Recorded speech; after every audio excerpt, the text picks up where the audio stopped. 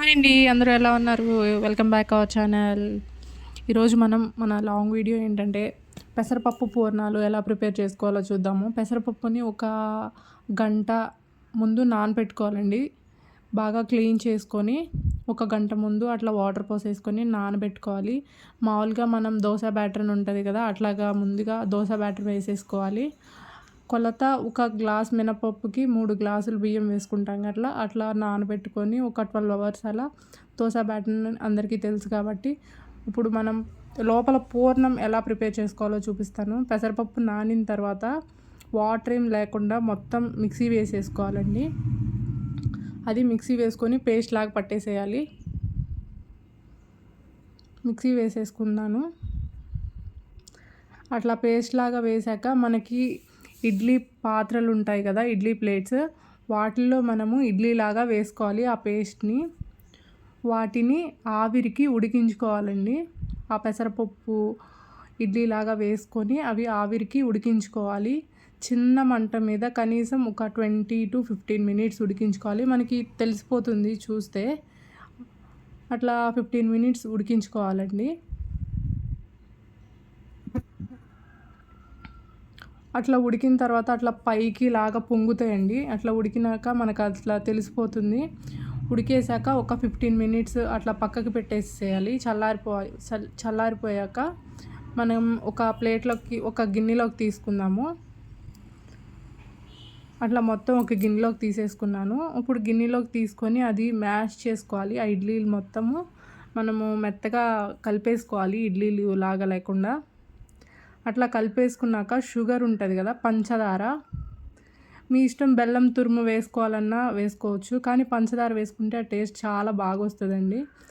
పంచదారతోనే try చేయండి. అట్లా sugar వేసుకోండి, లేదంటే షుగర్ని కొంచెం వాటర్లో అట్లా వేడి చేసేసి అట్లాగైనా వేసుకోవచ్చు. అట్లా వేసుకొని ఒక 2 స్పూన్స్ కొబ్బరి పొడి వేసుకున్నాను, ఎండు కొబ్బరి పొడి. అట్లా వేసుకొని మొత్తం ఒక ముద్దలాగా అయ్యేలాగా కలిపేసుకోవాలి మొత్తం.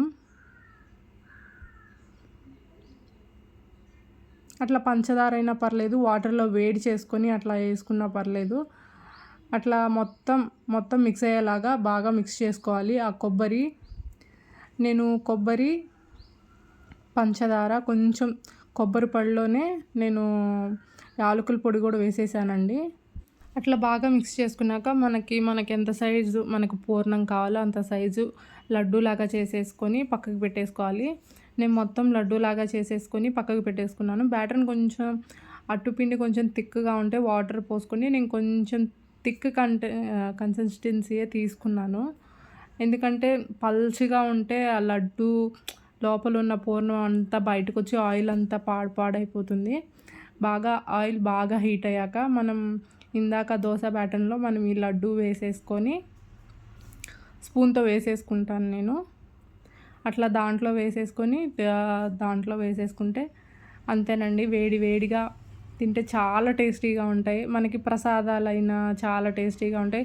చాలా వరకు పచ్చిశనగపప్పుతో చేస్తారు, ఇట్లా పెసరపప్పుతో చాలా రేరు. ఒక్కసారి ఇలా ట్రై చేయండి, మీకే అనిపిస్తుంది చాలా టేస్టీగా ఉంటుంది. ఇట్లా పంచదార వేసుకొని అయితే దీనికి టేస్ట్ వస్తుందండి బెల్లం కంటే.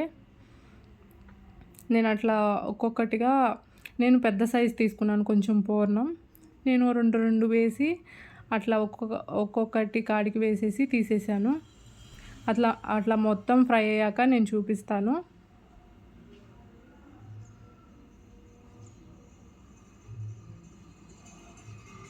అట్లా మొత్తం ఫ్రై చేసుకోవాలి ఒకదాని తర్వాత. అంటే బాగా చాలా వేసేసుకుంటే ఏంటంటే ఒకదానికొకటి అతుక్కుపోయి మనకి తీసేటప్పటికి ఇబ్బంది అవుతుంది. అట్లా రెండు అట్లా వేసుకొని ఫ్రై చేసుకుంటూ ఉంటే త్వరగా అయిపోతుంది. ప్లస్ అట్లా మనకి అది కదలకుండా వస్తుంది పూర్ణము. అట్లా వేసేసుకొని తీసేసుకుంటే ఏమి పూర్ణం రెడీ. అంతేనండి. వీడియో నచ్చితే లైక్ చేయండి. మన ఛానల్ ఎవరైనా కొత్తగా చూసేవాళ్ళంటే ప్లీజ్ సబ్స్క్రైబ్ మై ఛానల్. మరిన్ని కుకింగ్ వీడియోస్ మన ఛానల్లో చాలా ఉన్నాయి. ఎవరైనా ఇంట్రెస్ట్ ఉంటే ఒక్కసారి చూడండి. రెసిపీ ఎలా ఉందో ఒక్కసారి కామెంట్ చేయండి. Thanks for watching. మీకు వీడియో నచ్చితే లైక్ చేయండి. రెసిపీ అంతేనండి, చాలా సింపుల్గా ఉంటుంది. Thanks for watching. Please do subscribe my channel. Bye.